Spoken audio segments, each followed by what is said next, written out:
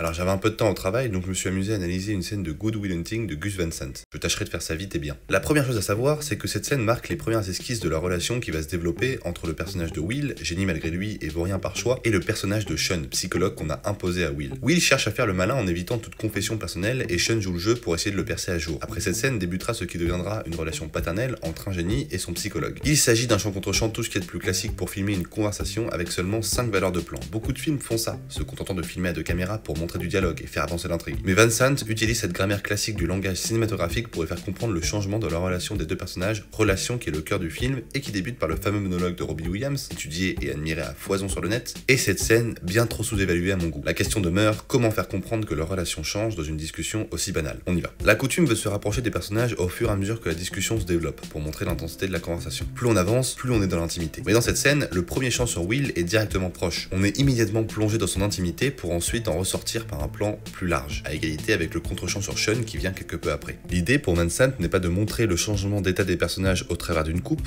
d'une valeur à une autre, comme le font tous les autres films classiques, mais de laisser l'acteur libre de changer lui-même. Toutes les réactions de cette discussion sont filmées à la même valeur. Les réactions que causent les paroles de l'un envers l'autre sont visibles car elles sont vivantes dans le cadre et non pas traduites par du montage. Le changement est observé plutôt que provoqué. Mais Van Sant ne se limite pas à poser ses caméras et regarder les choses. Il continue d'observer en changeant d'axe, ce qui déjà continue dans l'idée de ne pas provoquer les émotions, mais en plus accompagne la discussion. Aparté. Au cinéma, il y a ce qu'on appelle la règle des 180 degrés. En gros, c'est une règle qui dit que si deux personnages se font face, alors une ligne imaginaire est tracée au niveau de l'axe de leur regard et la caméra ne doit pas franchir cette ligne sous peine de perturber le spectateur. Cette règle, vous la voyez régulièrement dans les matchs de foot, où la caméra sera toujours placée d'un seul et même côté pour ne pas perturber la continuité. Et dans le cinéma, c'est le même principe. On dit donc que les regards sont raccords. Fin de l'aparté. Techniquement, un champ contre champ se fait sur un seul et même axe pour justement raccorder les regards entre eux, mais Van Sant triche en bougeant la caméra. En faisant ça, non seulement il se paye le luxe de changer d'axe et de dynamiser très simplement une conversation, mais également de nous resituer le placement de la caméra sans pour autant perturber la logique de la scène. Les regards restent raccords puisqu'on sait où on se trouve. Mais surtout, il ne la bouge pas à n'importe quel moment. On observe la discussion au travers de changements dans les regards des personnages, mais on passe d'une conversation centrée sur Will, sa blague et la fausse image qu'il donne de lui-même, à une conversation centrée sur Sean avec des anecdotes sur sa femme décédée. Et ce fameux moment improvisé qui est selon moi un des plus beaux moments intimistes que j'ai pu voir. She woke up and got like, oh, was that you? I said, I didn't have the heart to tell.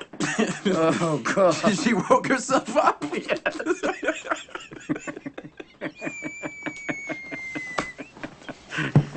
Oh, Christ.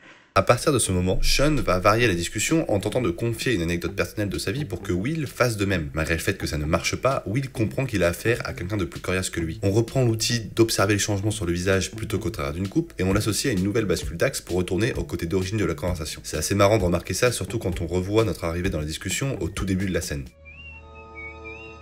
Cependant, il est à noter qu'on revient dans l'axe d'origine, certes, mais personne n'en ressort indemne, ni nous, ni les personnages. Et tout ça, ça sent dans le mouvement qui doit être justifié, mais également dans le jeu de l'acteur par ce plan sur lui, valeur à laquelle nous sommes habitués depuis le début, ce qui nous permet de profiter des expressions et du ressenti de Will sur la situation. Ce genre de réaction, de l'un comme de l'autre, aura plus d'impact à la fin, alors que la valeur, elle, n'a pas bougé d'un poil. On observe les personnages plus qu'autre chose. L'étonnement vient du jeu et non pas de la coupe. On coupe après l'émotion, non pas pour la causer. Ces petits choix subtils de montage et de réalisation encadrent la scène et permettent de faire comprendre un changement sans pour autant se concentrer dessus. Un aller, un retour et des émotions. La séance se termine et on sent, sans savoir pourquoi, que leur relation vient de basculer. Quant à moi, j'espère avoir été assez clair.